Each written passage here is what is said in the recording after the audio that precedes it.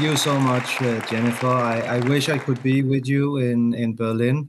Unfortunately, I'm stuck here in the Bellemont building in Brussels.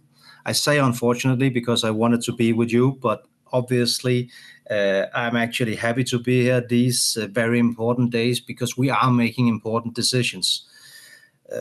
I am proud that we as a European Union show strength in difficult times. Some people, some analysts had made the prognosis that we would step back on the green transition in Europe in light of the developments that's happening in the world. But actually, we are doing the opposite. There's no backtracking. On the contrary, we are fast tracking. So recently we introduced the Clean Industrial Deal, and as a part of that, the Affordable Energy Action Plan that I have written on behalf of the Commission, in which we promise to not only stay on track, but to fast track the speed with which we deploy renewables and with which we deploy more energy efficiency measures.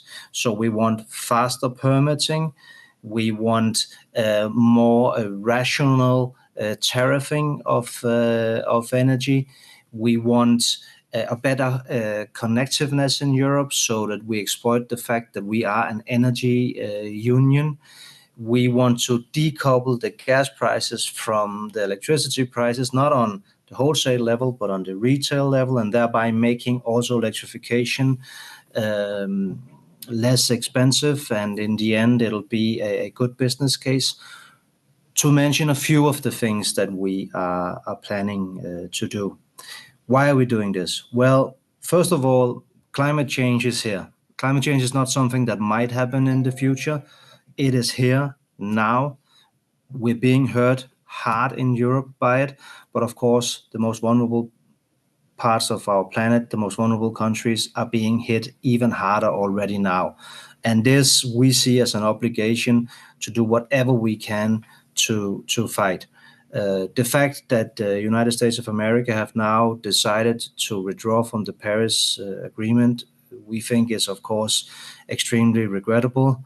For us, this only means that we have an even bigger responsibility and we need to do even more, because you cannot negotiate with nature, you cannot negotiate with the climate. We need to lower emissions and we need to do it fast. At the same time, we know that there is too many people on this planet that do not have access to affordable energy. Some don't have access to electricity at all. 600 million people in Africa, for instance, don't have access to electricity. So for that reason also, it is very, very necessary that we work together, that we look at the possibilities of expanding the deployment of renewables in developing countries. We can use some of the expertise from Europe, from countries that has already gone through this transition or that are in the process of going through it. We need to work together, the EU, member states, World Bank, and other institutions on supporting this transition. Fortunately, a lot of developing countries, especially a lot of African countries, are actually being active in this process, are taking leadership in this process. I will also have to underline that for us, this is also a security question. For me, it's heartbreaking to think about that we've actually in Europe spent more money since February 2022 on buying fossil fuels, primarily gas in Russia, than we have given Ukraine in help. Or put a different way, we've spent more money on buying primarily gas from Russia, or money that for an amount that equals the price of 2,400 new F-35 fighter jets. So basically, when we're consuming energy in Europe, we are helping filling Putin's war chest. This will not stand, obviously. So also for that reason, we need to move much faster in becoming independent of fossil fuels. So this also means a lot of possibilities for collaboration with countries that have an abundance of solar and wind, for instance, potentially, so that they can help also fill the market's demand for renewable fuels for our maritime transport and our aviation transport in the future. The technique is actually there. The science is there. It's not science fiction. It's just science. We know how to do it, but unfortunately, these fuels are still too expensive, and we don't have the scale that we need. So bring up the scale, bring down the prices, whilst hopefully creating growth and opportunities for many countries, especially in Africa, but also elsewhere. The European Union will stay committed to this transition. We will stay on course in Europe.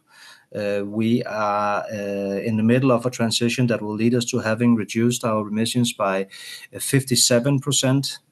You probably remember we had the Fit for 55 package, but actually we're over implementing that, so it'll be 57% more likely in 2030, and we will reduce by 90% in 2040.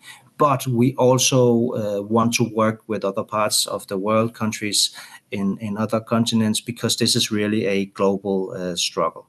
So with those words, let me finish by also just underlining something extremely important that Jennifer said. This needs to be a just transition. We need to be very cognizant that for some countries moving away from, for instance, coal into renewables, yes, it will be a good business case in time. Yes, it'll be good for air pollution. Yes, it'll be good for so many things. But for the actual people working in the coal industry, obviously it's a challenge. For the regions that are dependent on these industries, obviously it's a challenge. So we need to also help making this transition possible without leaving anybody behind. And especially us politicians, we need to be mindful not to just give these speeches where we say, don't worry, we will create more jobs than we will lose in the other sectors. Even though that is usually true, for the people actually losing their jobs, if it's not jobs for the same people, then of course they will suffer.